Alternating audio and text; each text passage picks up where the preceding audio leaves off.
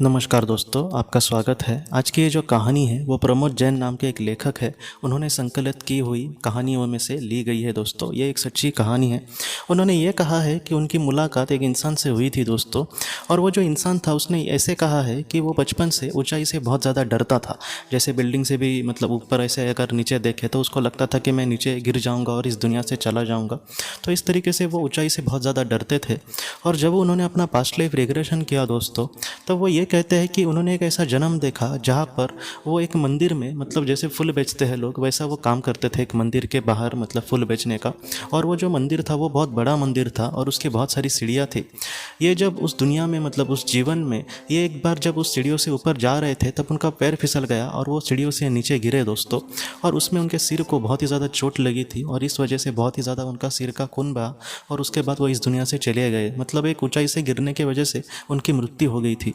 बाद में उन्होंने पास्ट लाइफ रिग्रेशन में अपने एक दूसरे भी जन्म में दोस्तों कुछ इस तरीके से देखा कि एक जीवन में वो सन्यासी थे और वो जो सन्यासी थे उनका जो मतलब ग्रुप था वो एक बार एक पहाड़ों पर मतलब सफ़र कर रहा था और उस सफ़र में भी उनके साथ एक ऐसी दुर्घटना हुई कि वो पहाड़ी से नीचे गिर गए थे।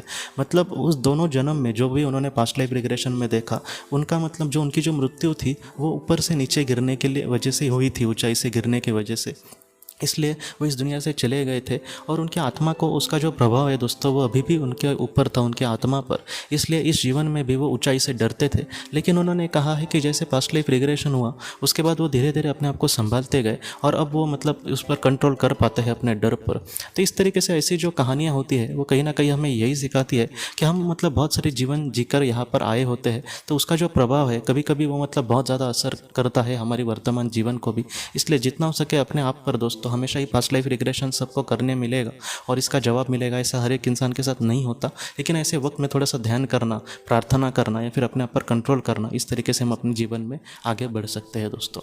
तो दोस्तों हम अपने अगली वीडियो में किसी नए विषय को लेकर मिलेंगे। तब तक आप अपने परिवार का ख्याल रखना। आपका बहुत बहुत धन्यवाद। ज़िंदगी की रोशनी ये एक कंसल्टेंसी है जो ऐसे लोगों को मदद करने की कोशिश करती है जिन्होंने किसी अपने को खोया है या फिर जो लोग अपने जीवन में बहुत ही ज़्यादा दुखी है।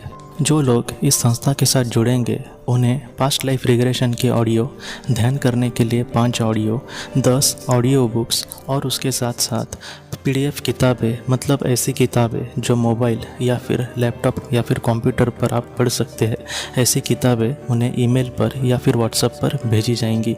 जो लोग इस संस्था के साथ जुड़ना चाहते हैं वो कृपया इस नंबर पर व्हाट्सएप मैसेज करें। आपका बहुत बहुत धन्यवाद।